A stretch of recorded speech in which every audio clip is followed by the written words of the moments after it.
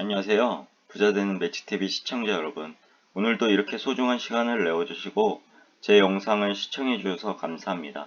오늘은 2021년 9월 27일 새벽 시간입니다. 오늘 나눌 주제는 대출 금리를 깎기 위한 방법을 소개하려고 합니다. 총 두 가지에 대해서 말씀드릴 예정인데요.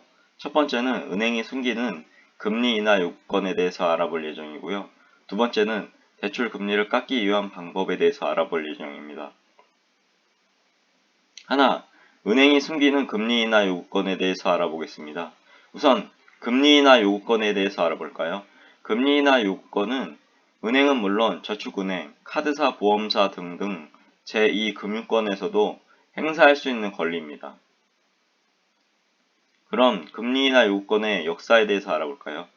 금리 인하 요건은 2002년부터 은행들이 자율적으로 시행했고 2019년 6월부터는 금융회사가 이 권리를 고객에게 알리는 것이 법으로 의무화되었습니다. 그리고 2020년 11월부터는 영업점을 방문하지 않아도 모바일, 인터넷 뱅킹 등 비대면 방식으로도 신청할 수 있게 되었습니다. 둘, 대출금리를 깎기 위한 방법에 대해서 알아보겠습니다. 대출금리를 깎기 위한 방법은 어떻게 될까요? 즉, 은행에서 돈을 빌릴 경우 한 번 정해진 대출금리는 변제가 끝날 때까지 변하지 않는 것이라고 생각하기 쉬운데요. 사실과는 다릅니다. 대출금리는 갚을 사람의 능력에 따라서 변할 수 있고 특히 협상을 통해서 낮출 수 있습니다. 하지만 은행에서 대출금리 흥정이 가능하다는 것을 실제로 아는 사람은 많지 않습니다. 그나마 2019년 6월부터 금융회사가 해당 권리를 고객에게 알리는 것이 법으로 의무화되었기 때문에 요즘 들어서는 많은 사람들이 알게 되고 있죠.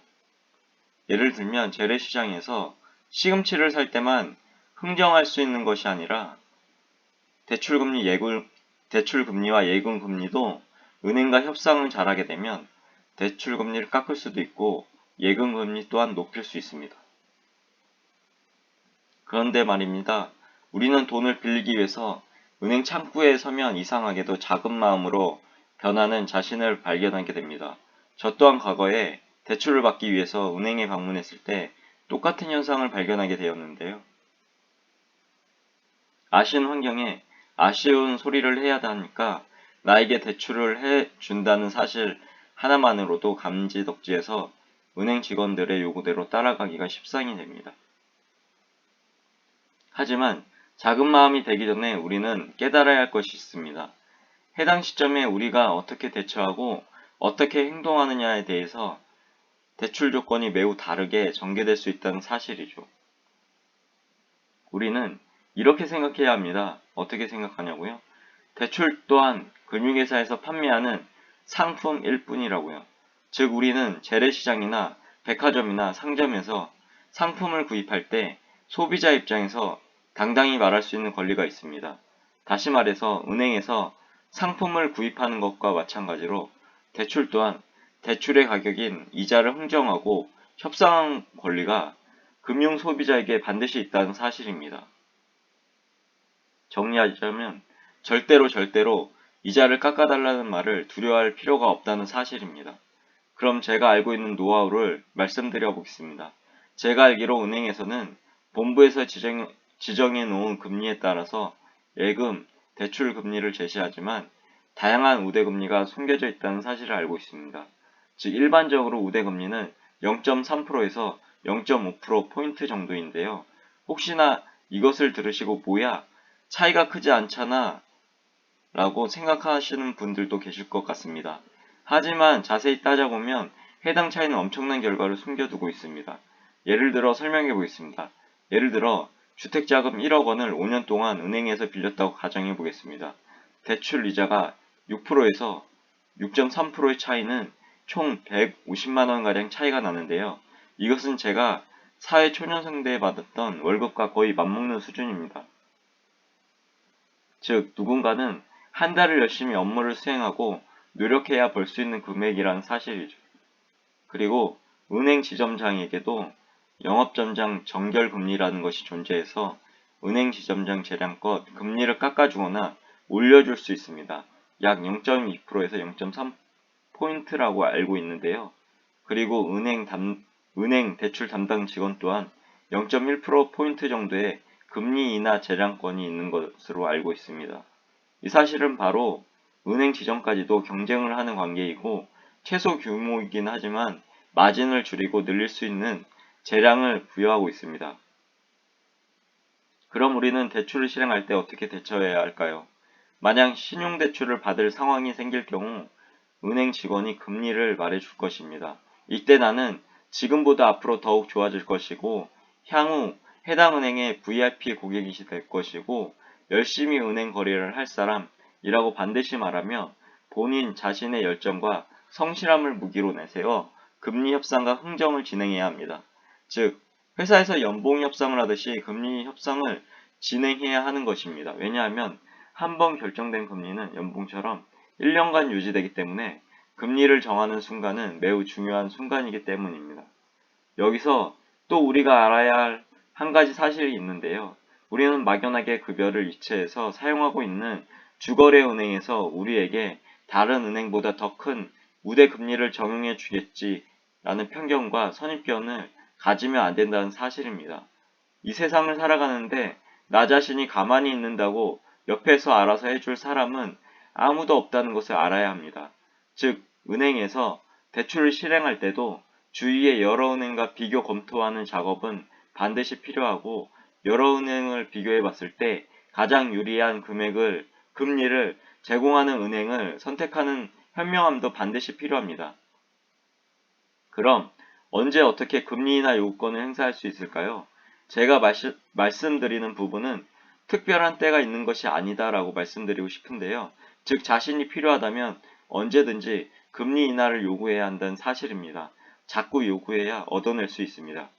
그런데 무턱대고 요구한다고 은행이 들어주진 않겠죠. 즉 요구할 수 있는 이벤트가 있는데요.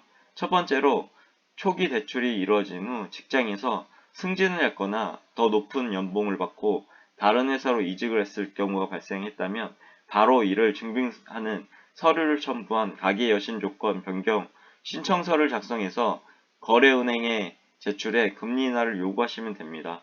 즉 해당 사유가 발생한 케이스는 충분히 대출금리 경감 사유에 해당하기 때문입니다. 두 번째로 해당 은행에서 다른 금융상품에 가입을 했거나 자동이체 실적, 신용카드 및 체크카드 사용액 등등 기타 거래 실적이 증가했을 경우에도 신용 등급은 오르게 되어 있고 이것을 기반으로 대출금리 인하가 가능합니다. 다시 말해서 대출을 받은 후 정기적으로 6개월마다 한 번 정도는 대출받은 은행을 방문해서 자신의 신용 등급을 확인하고 신용 등급이 올랐을 경우 이를 근거로 금리 인하를 요구하는 것은 현명한 금융 소비자의 권리이자 바람직한 자세가 될 수 있습니다. 즉 위에서 말씀드린 내용처럼 은행 대출 담당 직원 또는 지점장의 금리 인하 재량권이 있다는 것을 꼭 명심하고 기억해야 합니다. 그리고 추가적으로 우리에게 필요한 것은 첫째, 우리의 변화된 신상 정보를 알려주기 위한 급여 명세서, 재직증명서 등등의 증빙 서류가 필요하고요. 둘째, 부지런한 발품이 필요합니다. 그런데 말입니다.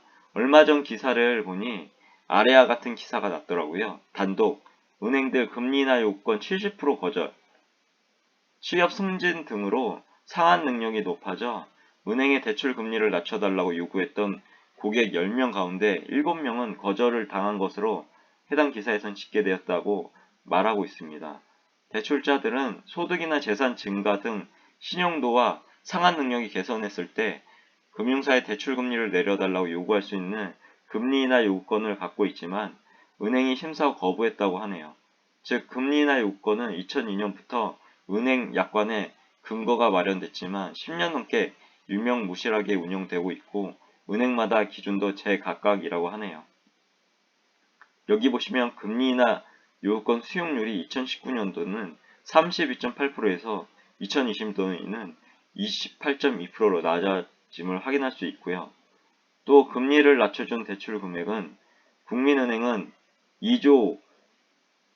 2018년에 2조 5,353억 원에서 2020년은 1조 107억 원으로 낮아짐을 확인할 수 있고요. 신한은행 또한 1조 3,527억에서 6,130억으로 대폭 낮춰짐을 확인할 수 있었습니다. 그런데 여기서 확인할 수 있는 것 같이 카카오뱅크는 2018년 3,430억 원에서 2020년은 2조 6,665억 원으로 대폭적으로 상승한 걸 확인할 수 있는데요. 이 부분에서 우리가 알 수 있는 것은 카카오뱅크가 이 부분을 활용해서 영업을 잘하고 있는 것 같습니다. 금융감독원에 따르면 아까 말씀드린 것처럼 2020년 국민은행에 접수된 금리나 요구권 대출권 중 받아들여진 대출 금액은 1조 107억 원이었다고 하고요. 즉 1년 전보다 40.8%가 줄었다고 하네요. 그리고 신한은행도 이번 수용률이 96.7%에서 39.6%로 감소했다고 하네요. 그런데 말입니다. 세상을 살아가는데 우리는 대응이 반드시 필요합니다. 만약 위와 같은 기사에 같이 금리 인하 요구권을 통해서 금리 인하를 요구했는데도 받아들여지지 않을 경우 우리는 어떻게 해야 할까요? 중도 상환 수수료, 등기 설정비, 기타 수수료 등등 비용을 감안해서 우리는 득실을 따져보고 DTI, 총부채 상환 비율을 감안한 대출 한도를 꼭 확인해서 왜냐하면 대출 한도가 줄어들 수도 있기 때문입니다. 하여튼 대출 은행으로 갈아타겠다고 협상을 하고 그래도 받아들여지지 않는다면 실제로 다른 은행으로 갈아타는 것도 고려하시면 됩니다. 즉, 한 푼이라도 이자를 절감하기 위해서 우리는 은행에게 끊임없이 요구하는 것은 그리고 요구해야 되는 것은 그리고 해당 자세는 반드시 필요합니다. 그럼 결론을 정리해 보겠습니다. 이제까지 대출금리를 깎기 위한 방법을 소개해 봤는데요. 주요 내용을 정리해 본다면 다음과 같습니다. 하나, 금리 인하 요구권은 은행은 물론 저축은행, 카드사, 보험사 등 제2금융권에서도 행사할 수 있는 권리입니다. 둘, 대출금리를 갚을 사람의 능력에 따라서 변할 수 있고 특히 협상을 통해서 낮출 수 있습니다.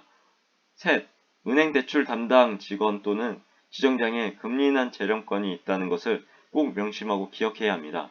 마지막으로 넷, 추가적으로 우리에게 필요한 것은 다음과 같은데요. 첫 번째는 우리의 변화된 신상 정보를 알려주기 위한 급여 명세서, 재직증명서 등등 같은 증빙 서류가 필요하고요. 두 번째로 부질없는 발품 또한 필요합니다. 우리는 한 푼이라도 이자를 절감하기 위해서 은행에 끊임없이 요구하는 것과 해당 자세가 반드시 필요함을 다시 한번 기억해야 합니다. 오늘도 마지막까지 제 글을 끝까지 읽어주시고 시청해주셔서 진심으로 감사드리고 제 글과 영상이 조금이라도 여러분의 각자의 삶을 살아가시는데 도움이 되셨길 기원합니다. 앞으로도 더욱 좋은 블로그를 남기는 제가 되도록 노력하겠습니다. 그리고 제 글을 읽으시면 말이 됩니다. 항상 말에는 반드시 삶을 움직이는 힘이 있습니다. 제가 열심히 정성스럽게 정리한 저만의 지식과 1일 블로그와는 제 블로그에 담긴 글들을 통해서 여러분들의 삶과 운명을 반드시 조각하시고 움직이시길 기원합니다. 이상입니다. 감사합니다. 좋은 하루 되세요.